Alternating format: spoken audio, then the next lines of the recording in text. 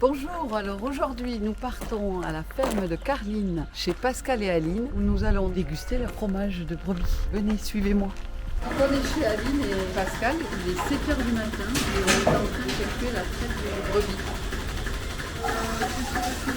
Je suis en train de traire. La brebis elle n'a pas trop de lait, donc on donne son lait à 1 minute et demie. Ça va assez vite, donc on la branche et après on fait un décrochage pour aller de l'autre côté. Pour lui faire environ 150 brebis à l'heure. En fait, elle est pleine 7 mois, elle allait 1 mois et on l'a traite 6 mois. Donc en fait, on a une période de lactation sur une bête de 6 mois, mais comme on a plusieurs lots d'agnelage, en fait, on traite presque 9 mois ici, mais pas les mêmes. Sur la même lactation. Chaque jour, on a un lait différent. Et en plus, il y a l'herbe. Donc on a les deux phénomènes qui se conjuguent. Et le stade de lactation et le fait qu'elles aillent manger de l'herbe. Donc là, on est au cœur de la bergerie et Pascal et c'est la fin de la traite. Donc on va passer à la fromagerie pour vous expliquer maintenant comment on réalise le fromage.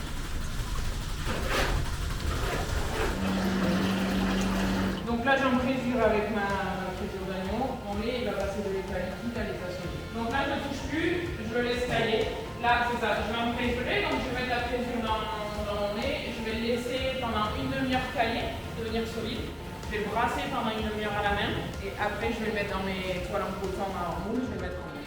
Là, je décaille mon cahier. Je vais arriver à un résultat où je vais faire un grain qui a la taille du maïs. Doucement et mon grain il va se séparer du petit lait. Après je peux garder que le grain et faire le fromage. Tu goûtes au max, voilà, tu enlèves le gros du petit lait puis après tu le petit lait, on récupère et après tu presses. et après on va les déposer Là. Donc là tu le tasses. On agglomère quoi, simplement faire prendre en forme pour bien remplir le moule.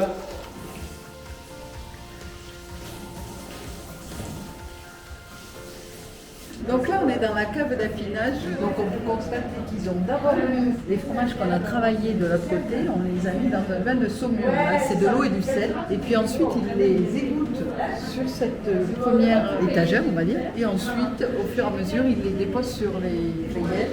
Et ensuite, ils vont les frotter avec un chiffon et du sel. Le lait, c'est une matière première pour nous et on la travaille de plein de façons différentes parce qu'on fait plein de produits différents. Par contre, il faut tracer, il faut savoir quoi, où en sont les produits, de quand ils datent et au fur et à mesure de la vente, on garde de l'issue. Donc nous, le système qu'on a mis en place, on met en place le système de l'épingle à couleur. Donc chaque fois, on marque nos épingles. Donc là, il y a un démarrage de chaque mois, qui sont bleu clair, on sait quand c'est qu'ils ont été démarrés et ça va les suivre jusqu'à la vente. Donc on va les mettre sur les bassines au départ. Après, on les fait suivre avec les moules et après on les fait suivre sur les grilles en gaz. Variante qui rentre en jeu. Donc, il y en a que tu ne vas pas maîtriser. Bon, sur le lait, grosso modo un petit peu, mais il y a quand même les saisons, les types de bêtes qui sont là traitées comme et tout. Après, tu as l'environnement extérieur, la météo, le compagnie et tout. Et après, tu as les inconditionnels que tu arrives un peu pas à compenser, mais à faire avec, qui sont l'ambiance de ta fromagerie et l'ambiance de ta cave. Si tu t'intéresses, plus après tu es calé en pensant au produit que tu vas la faire, plus tu peux intervenir quand tu comprends comment ça marche à l'intérieur.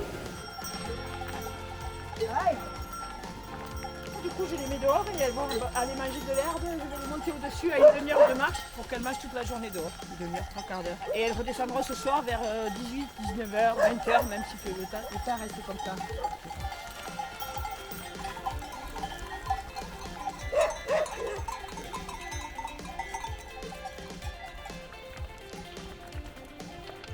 Les puristes, là, ils coupent l'herbe, ils leur apportent à la bergerie. C'est comme ça, en fait, elles ne font aucune dépense. Parce qu'en fait, les dépenses qu'elles font à marcher, elles ne font pas de lait. Dans le lait. Voilà. Oui, mais en revanche, est-ce que l'animal s'épanouit? Ben, moi, je considère que l'animal, il doit être dans l'espace montagnard et aller manger du même. C'est ce qui coûte le moins cher en termes d'économie d'énergie. Parce qu'aller leur couper l'herbe, tu ne leur coupes pas la main. Puis il y a la gestion, parce qu'en fait, c'est l'entretien de notre espace aussi. C'est bien d'entretenir l'espace qui nous entoure quand même. C'est notre premier métier aussi. C'est super important d'aller entretenir l'espace montagnard. Le sujet le plus important, c'est ça. Comment on entretient notre espace autour.